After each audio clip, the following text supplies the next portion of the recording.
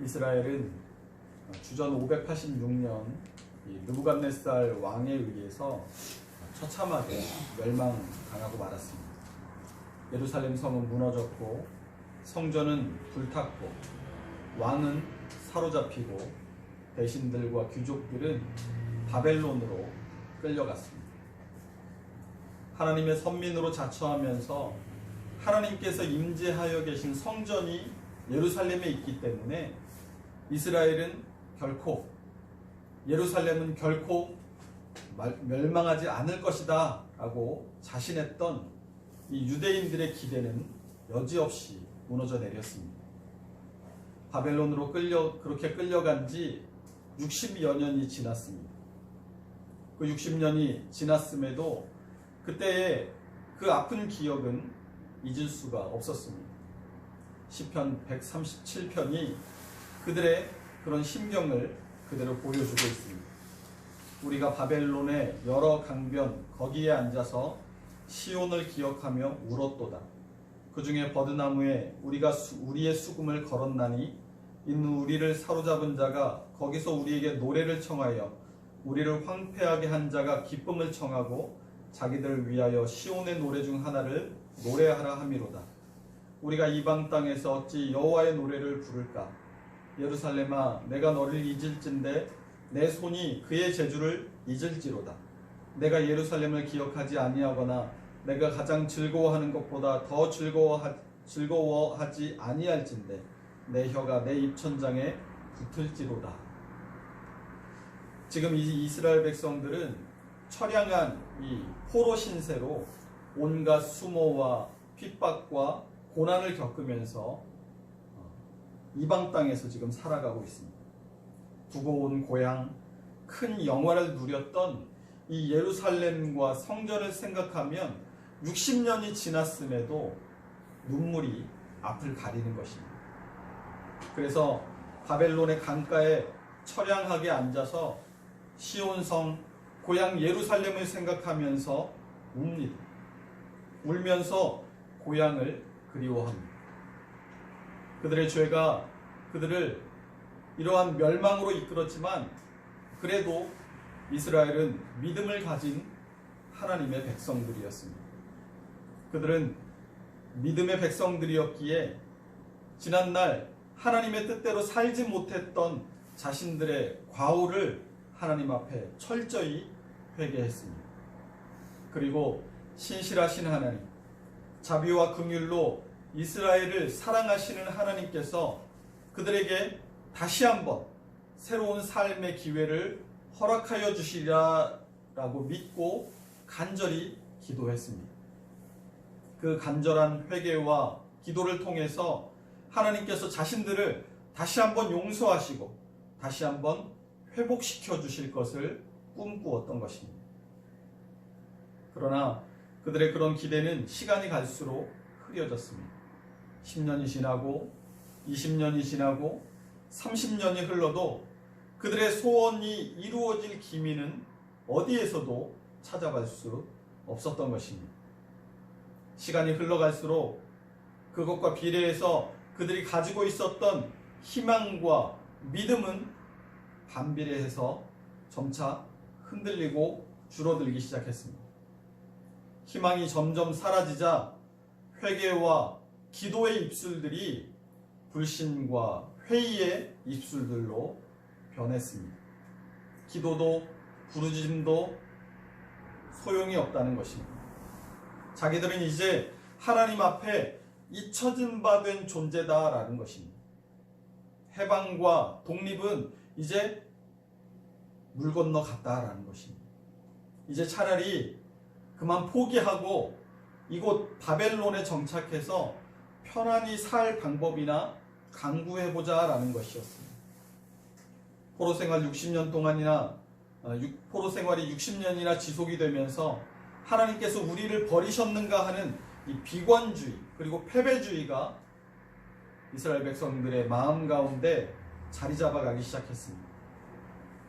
이렇게 60여 년을 바벨론 땅에서 서러움을 삼키며 살아온 이스라엘 백성들에게 마침내 긴 침묵을 깨고 하나님께서 말씀하셨습니다. 우리 함께 이사야 40장 1절에서 5절 말씀을 함께 읽어보도록 하겠습니다. 이사야 40장 1절에서 5절의 말씀입니다. 너희의 하나님이 이르시되 너희는 위로하라. 내 백성을 위로하라. 너희는 예루살렘의 마음에 닿도록 말하며 그것에게 외치라. 그 노역의 때가 끝났고 그 죄악이 사함을 받았느니라. 그의 모든 죄로 말미암아 여호와의 손에서 벌을 배나 받았느니라 할지니라 하시니라. 외치는 자의 소리여 이르되 너희는 광야에서 여호와의 길을 예비하라. 사막에서 우리 하나님의 대로를 평탄하게 하라. 골짜기마다 도두어지며 산마다 언덕마다 낮아지며 고르지 아니한 곳이 평탄하게 되며 험한 곳이 평지가 될 것이요 여호와의 영광이 나타나고 모든 육체가 그것을 함께 보리라. 이는 여호와의 입이 말씀하셨느니라. 아멘. 이 이사야 40장 이후에 핵심적인 내용들은 유다 백성들이 죄를 지었기 때문에 바벨론의 포로가 될 것이지만 70년을 복역하고 나면 그들이 포로에서 귀환할 것이다 라고 그런 예언이었습니다. 오늘 본문 말씀은 이러한 형편 중에 있는 이스라엘에게 허락하신 이 하나님의 위로의 말씀입니다. 소망과 용기와 또 믿음을 주시는 말씀이기도 했습니다. 하나님은 절망 가운데 있는 이스라엘 백성들에게 먼저 자신이 누구신가를 일깨워 주고 계십니다. 본문 14절 말씀을 한번 보십시오. 너희의 구속자요 이스라엘의 거룩한 이 여호와가 말하노라. 하나님께서 자신을 누구라고 소개하고 계십니까? 너희의 구속자요 이스라엘의 거룩하신 이 여호와라고 자신을 소개하고 계십니다. 15절에 보면 다시 한번 이 말씀을 반복하고 있는 것을 볼 수 있습니다. 나는 여호와 너희의 거룩한 이요 이스라엘의 창조자요 너희의 왕이니라. 여기서도 역시 누구의 거룩한 이요 창조자요 왕이라고 말씀하십니까? 너희의 거룩한 이, 너희의 창조자, 너희의 왕이라고 말씀하십니다. 어떻게 하나님께서 이스라엘의 구속자요 거룩한 자요 창조자요 또한 그들의 왕이 되실 수가 있습니까? 본문 16절과 17절을 보면 나 여호와가 이같이 말하노라. 바다 가운데의 길을 그 큰 물 가운데에 지름길을 내고 병거와 말과 군대의 용사들을 이끌어내어 그들이 일시에 엎드러져 일어나지 못하고 소멸하기를 꺼져가는 등불 같게 하였느니라 라고 말씀하고 있습니다. 이 16절과 17절이 말씀하고 있는 것은 이스라엘 백성을 애굽에서 구원하여 홍해를 가르고 건너가게 하신 그 홍해 도화 사건을 말하고 있는 것입니다. 우리가 구약 역사상 가장 위대한 사건을 손꼽으라고 한다면 당연히 출애굽과 홍해 사건을 꼽을 수 있을 것입니다. 이 홍해 도화 사건은 출애굽기 14장에 나오는 내용입니다. 이스라엘 백성들이 애굽에서 나와서 홍해 앞에 이르렀을 때에 애굽의 군대가 그들을 바짝 추격해 왔습니다. 이스라엘 백성들은 진퇴양난이었습니다. 두려워서 부르짖는 사람들, 자기들을 인도하여 낸 모세를 욕하는 사람들, 다시 애굽으로 돌아가자라고 하는 사람들, 그야말로 아비규환이었습니다. 그때 모세가 이스라엘 백성들을 향하여 외쳤습니다. 출애굽기 14장 13절과 14절의 말씀입니다. 모세가 백성에게 이르되 너희는 두려워하지 말고 가만히 서서 여호와께서 오늘 너희를 위하여 행하시는 구원을 보라. 너희가 오늘 본 애굽 사람을 영원히 다시 보지 아니하리라. 여호와께서 너희를 위하여 싸우시리니 너희는 가만히 있을지니라. 무엇이라고 말씀합니까? 너희는 가만히 서서 여호와 하나님께서 행하시는 구원을 보라고 합니다. 여호와께서 너희를 위하여 싸우시리니 너희는 가만히 있을지어다 라고 외칩니다. 우리가 세상을 살아가다 보면 우리가 보기에, 우리가 생각하기에는 난리가 나고 너무나 급박하고 당장 어떻게 하지 않으면 무슨 일이 일어날 것 같은 그런 상황이 닥쳐올 때가 있습니다. 그럴 때 어떻게 하는 것이 믿음을 가진 사람의 마땅한 자세이겠습니다. 야고보서 1장 6절 7절 말씀이 오직 믿음으로 구하고 조금도 의심하지 말라. 의심하는 자는 마치 바람에 밀려 요동하는 바다 물결 같으니 이런 사람은 무엇이든지 죽게 얻기를 생각하지 말라라고 말씀하십니다. 빌립보서 4장 6절과 7절도 아무것도 염려하지 말고 다만 모든 일에 기도와 간구로 너희 구할 것을 하나님께 감사함으로 아뢰라. 그리하면 모든 지각에 뛰어난 하나님의 평강이 그리스도 예수 안에서 너희 마음과 생각을 지키시리라 라고 말씀하고 있습니다. 우리가 일하면 그것은 우리의 일일 뿐이지만 우리가 기도하면 그것은 하나님의 일이 된다라는 말처럼 하나님께서 우리를 위해서 행하실 일을 우리는 기대하며 하나님께서 일하실 수 있도록 낮은 마음과 낮은 자세로 주님께서 행하실 일을 기다리는 것, 이것이 바로 바른 신앙인의 믿음의 자세다라고 할 것입니다. 이렇게 이스라엘을 위하여 행하신 놀라운 일로서 그 대표적인 사건이 출애굽과 홍해에서의 구원 사건을 꼽을 수 있다라는 것입니다. 그런데 16절과 17절에서 이 출애굽과 홍해 사건을 말씀하시면서 그것을 상기시키신 하나님께서 본문 18절에서는 너희는 이전 일을 기억하지 말며 옛날 일을 생각하지 말라라고 말씀하십니다.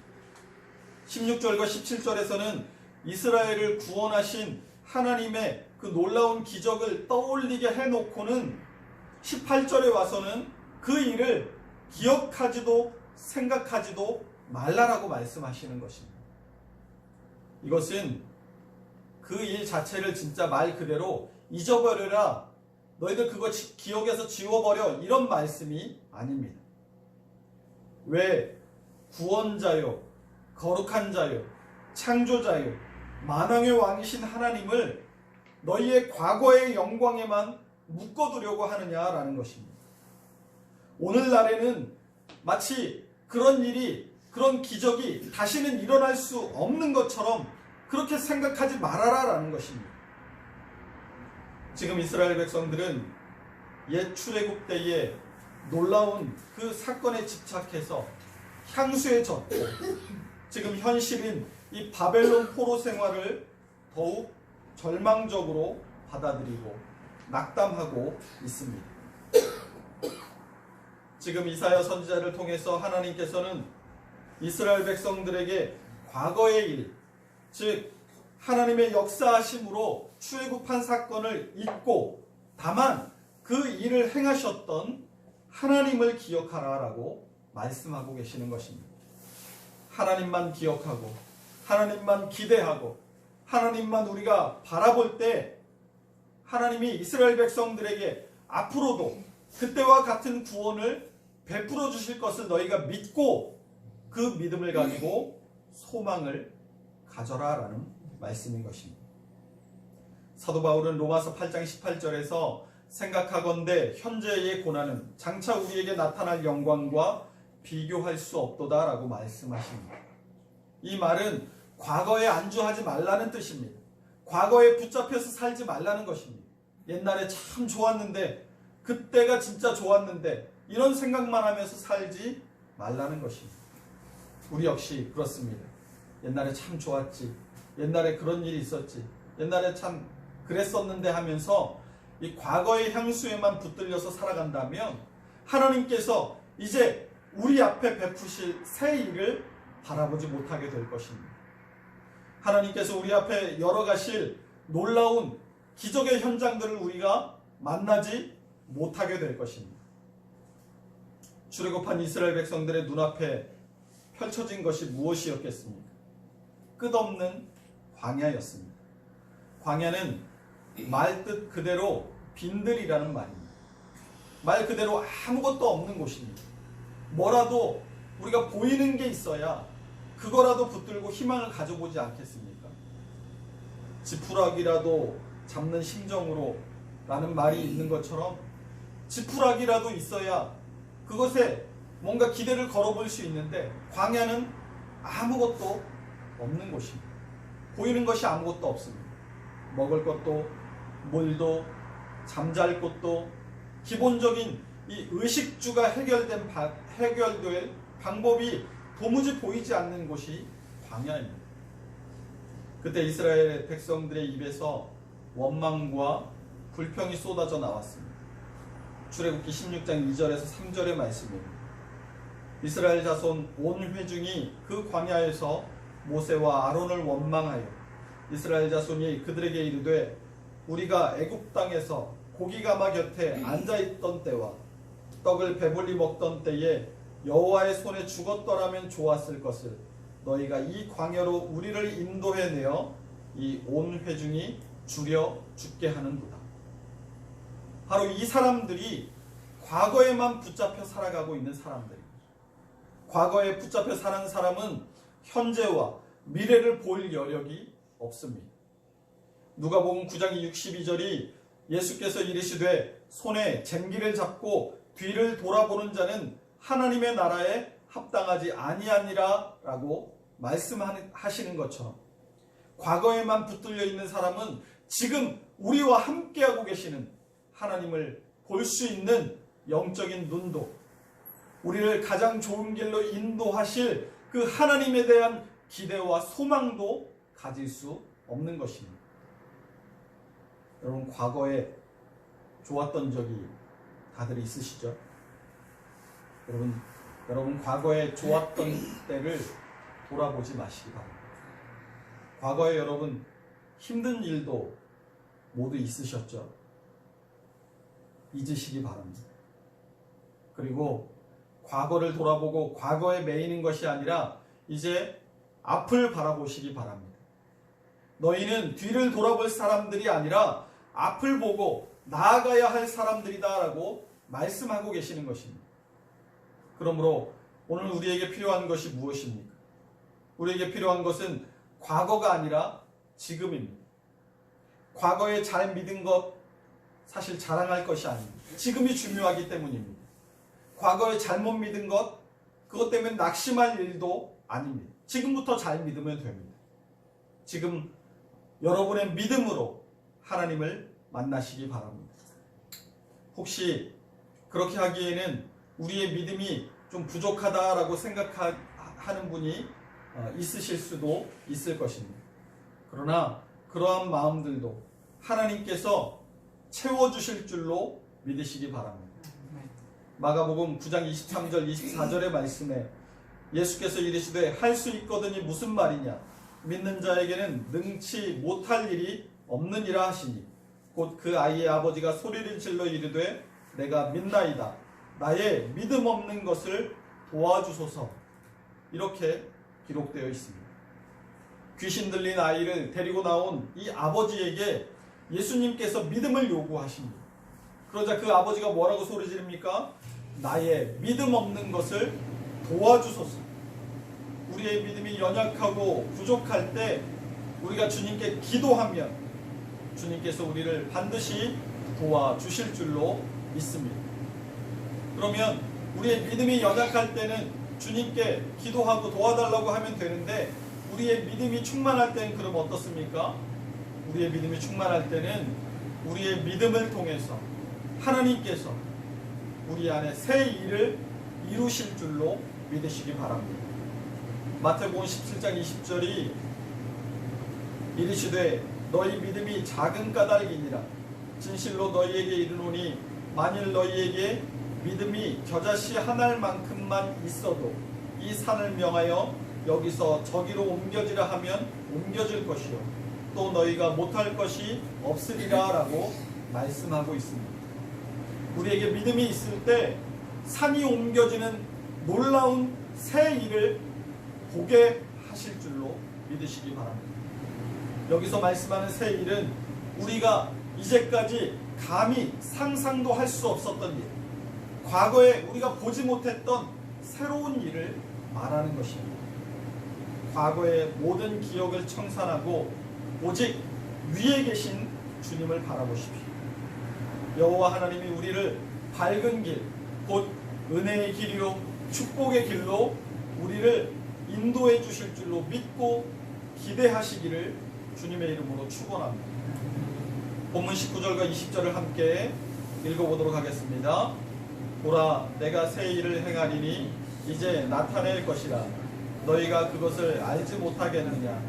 반드시 내가 광야의 길을 사막의 강을 내리니 장차 들짐승 곧 승냥이와 타조도 나를 존경할 것을. 내가 광야의 물을 사막의 강들을 내어 내 백성 내가 택한 자에게 마시게 할 것입니다. 아멘. 이 19절에서 하나님께서 행하실 새 일은 광야의 길을 만들고 사막에 강을 내는 일들입니다. 여러분, 이런 일들을 사람이 할 수 있겠습니까?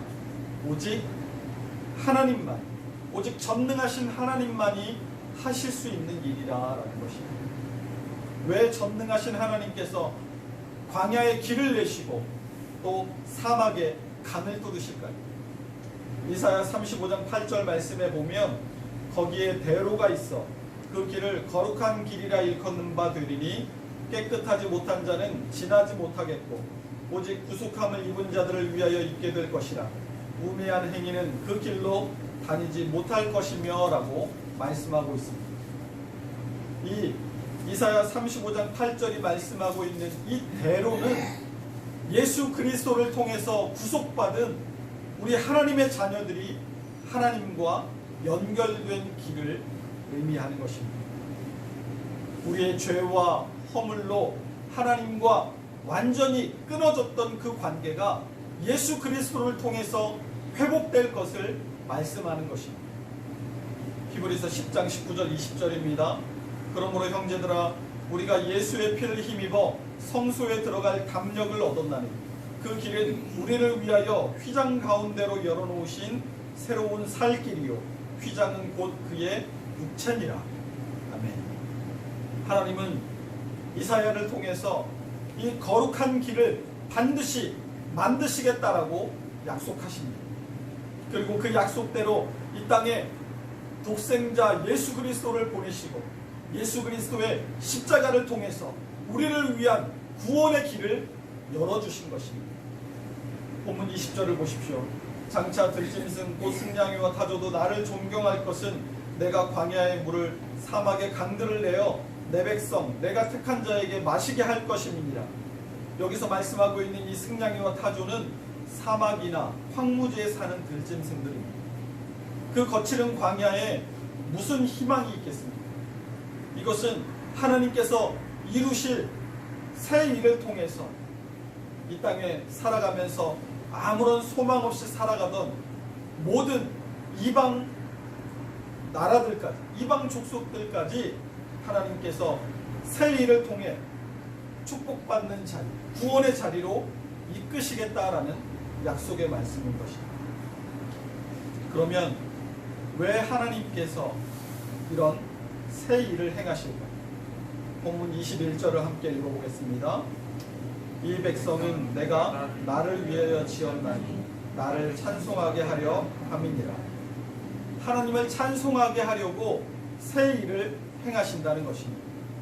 에베소서 1장 11절과 12절도 모든 일을 그의 뜻의 결정대로 일하시는 이의 계획을 따라 우리가 예정을 입어 그 안에서 기업이 되었습니다.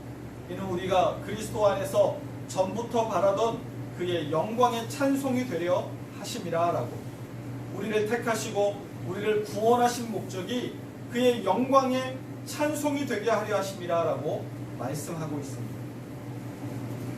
여러분, 태어나기는 했는데 내가 왜 태어나고 왜 살아가고 또 왜 살아야 되는지 이런 자신의 존재 이유를 찾지 못한 인생은 불행한 인생일 것입니다. 21절 말씀은 우리가 이 땅에 존재하는 분명한 그 존재의 목적을 우리에게 보여줍니다. 그것은 바로 하나님을 찬송하기 위한 것입니다. 하나님께서는 피조물을 통하여 영광 받으시기를 기뻐하십니다. 그러므로 우리는 먹든지 마시든지 무슨 일을 하든지 하나님께 영광을 돌리고 하나님을 찬송해야 할 줄로 믿습니다. 우리가 지난 주일에도 설교 가운데 사람의 제일 되는 목적에 대해서 웨스트민스터 소요리 문답을 통해서 함께 살펴보지 않았습니까? 우리 사람의 제일 되는 목적은 하나님을 영화롭게 하고 그를 영원토록 즐거워하는 것이라고 말씀을 드렸습니다. 본문에서 하나님께서 이 백성은 내가 나를 위하여 지었고 또 나를 찬송하게 하려고 지었다라고 말씀하십니다. 다시 말해서 하나님께서 우리를 지으시고 우리를 예수 그리스도의 보혈의 공로로 구속하셔서 하나님의 자녀, 하나님의 백성 삼으신 그 목적이 바로 하나님의 영광을 위하여라는 것입니다. 이것을 19절 말씀과 연결시켜 본다면 하나님께서 행하시는 새 일을 본 사람들은 어떻게 한다? 하나님을 찬송하게 된다라는 말이에요. 출애굽 때 놀라운 기적으로 홍해를 건넜던 이스라엘 백성들이 홍해를 건너고 하나님을 높이 찬송했습니다. 출애굽기 15장 1절에서 2절의 말씀입니다. 이때에 모세와 이스라엘 자손이 이 노래로 여호와께 노래하니 일러스되 내가 여호와를 찬송하리니 그는 높고 영화로우시며 말과 그 탄자를 바다에 던지셨음이로다. 여호와는 나의 힘이요 노래시며 나의 구원이시로다. 그는 나의 하나님이시니 내가 그를 찬송할 것이요 내 아버지의 하나님이시니 내가 그를 높이리로다. 하나님이 행하시는 새 일을 본 사람은 하나님을 찬송하지 않고서는 견딜 수 없게 되는 것입니다. 이제 이사야의 예언대로 이 70년간의 바벨론 포로 생활을 끝내고 고향으로 이스라엘 사람들이 돌아가면서 그들도 역시 그 하나님의 놀라운 일 때문에 하나님께서 행하신 그 새 일 때문에 하나님을 찬양합니다. 우리 함께 시편 126편을 함께 찾아서 읽어보도록 하겠습니다. 시편 126편입니다.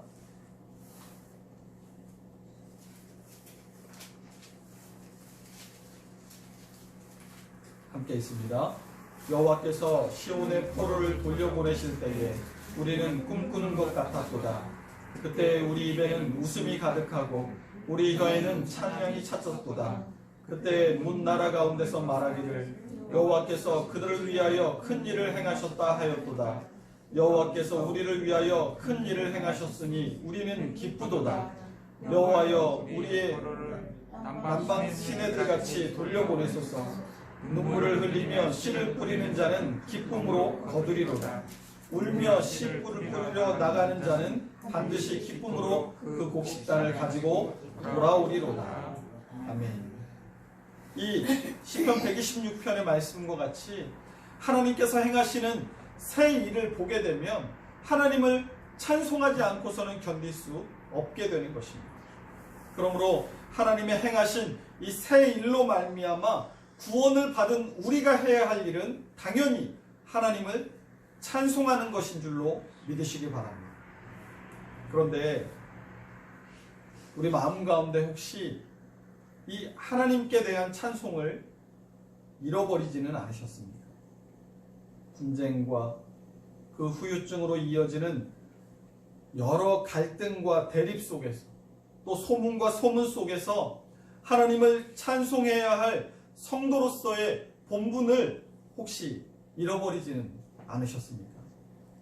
바벨론에서 포로로 잡혀간 이스라엘 백성들도 희망이 점차 사라지자 회개와 기도의 입술이 불신과 회의의 입술로 변하지 않았습니까?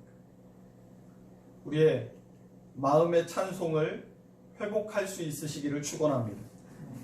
우리의 마음의 감사를 회복할 수 있으시기를 축원합니다. 우리 마음 가운데 차고 넘치도록 쏟아부어 주시는 주님의 은혜를 회복할 수 있으시기를 주님의 이름으로 축원합니다. 그러면 어떻게 해야 우리 안에 이 하나님의 새 일이 시작될까요? 우리 안에 하나님의 새 일이 시작되는 것은 우리의 힘으로는 불가능한 일입니다. 그러나 하나님께는 불가능한 일이 없는 줄로 믿으시기 바랍니다. 누가복음 1장 37절에서 마리아에게 성령으로 잉태된 것을 전하러 온 천사가 말합니다. 대저 하나님의 모든 말씀은 능하지 못함이 없느니라. 이것을 영어 성경에서는 For nothing is impossible with God 이렇게 이야기합니다. With God 하나님께서 함께 하시기 때문에 불가능한 일이 없다라는 것입니다. 이러한 천사의 말에 마리아가 주의 여종이오니 말씀대로 내게 이루어지이다 하고 겸손하게 주님의 말씀에 순종했을 때 하나님께서 행하시는 새 일이 시작된 줄로 믿습니다. 우리 함께 지어져가는 교회는 이제 3주가 겨우 되었습니다. 불과 한 달 전만 하더라도 함께 지어져가는 교회란 이 땅에 존재하지 않았습니다. 그러나 반드시 내가 광야의 길을 사막의 강을 내리라는 말씀과 같이 하나님께서 함께 지어져가는 교회를 통해서 새 일을 이루어 가시는 줄로 믿습니다. 기도하는 중에 교회 개척에 대한 마음을 주실 때에 꿈결 같았습니다. 예배당을 개혁하는 모든 과정들도 하나님의 인도하심과 간섭이 없었다면 이루어지지 못했을 것입니다. 목사는 믿음이 연약해서 우물쭈물하고 걱정하고 염려할 때에도 목사보다 더 믿음 좋은 성도들을 붙여주셔서 그 모든 일들이 다 이루어지게 하시고 안성맞춤이라는 말이 딱 어울리게 순간순간마다 가장 좋은 것을 가장 좋은 때에 주신 줄로 믿습니다. 이 모든 것이 하나님께서 함께 지어져가는 교회를 통해서 이루고자 하시는 새 일이 있기 때문인 줄로 믿습니다. 이제 2020년 한 해가 시작이 되었습니다. 함께 지어져가는 교회를 통해서 이루어 가실 하나님의 새 일도 이제 시작된 줄로 믿으시기 바랍니다. 더 이상 과거에 찬란했던 영광이나 과거의 과오에 매여서 지금 우리 가운데 역사하고 계신 하나님의 임재하심을 놓치지 말고 앞으로 이루어 가실 새 일을 기대하면서 함께 지어져 갈 수 있기를 소원합니다. 지나온 날도 은혜 가운데서 우리보다 앞서 길을 열어가신 하나님께서 앞으로도 우리보다 앞서 길을 열어가실 것을 기대하면서 함께 기도할 수 있기를 소원합니다. 우리의 힘으로는 할 수 없습니다. 광야의 길을 내시고 사막의 강을 내시는 전능하신 하나님을 바라보고 의지하는 것만이 우리가 할 수 있는 유일한 일임을 겸손히 고백하면서 그 주님께 우리의 시선과 우리의 마음을 고정하며 살아가기로 결심할 수 있는 2020년의 첫 시작이 될 수 있으시기를 주님의 이름으로 축원합니다.